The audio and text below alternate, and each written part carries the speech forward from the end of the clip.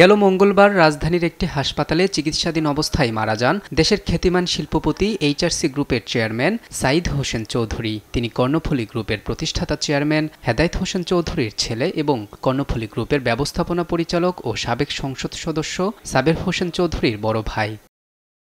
সাঈদ হোসেন চৌধুরী দেশের চা শিল্প উন্নয়নে গুরুত্বপূর্ণ অবদান রেখেছেন। চা শিল্পের পাশাপাশি ব্যাংক, পর্যটন, পরিবহন সহ শিপিং খাতেও দীর্ঘদিন ধরে অবদান রাখেন প্রয়াত এই ব্যবসায়ী।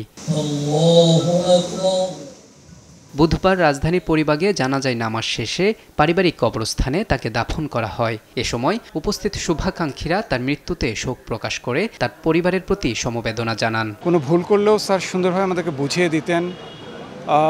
একদম পিতৃতুল্য ছিলেন আসলে। তার চ্যারিটির কোনো অভাব নেই। যে গেছে গ্রামে ডান হাতে ভামাতে চ্যারিটি করতো, মসজিদের জন্য, মাদ্রাসার জন্য, স্কুলের জন্য, গরিব দুঃখীদের জন্য। আল্লাহ পাক তাকে জান্নাতবাসী করুক। আমি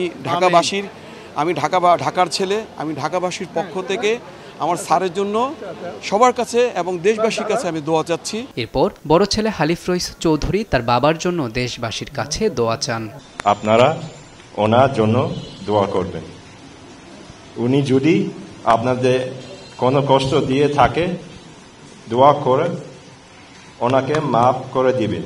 মৃত্যুকালে সাঈদ হোসেন চৌধুরী স্ত্রী, 2 ছেলে ও 1 কন্যাসহ অসংখ্য গুণগ্রাহী রেখে গেছেন। মোহাম্মদ আলাউদ্দিন, দেশ টিভি, ঢাকা।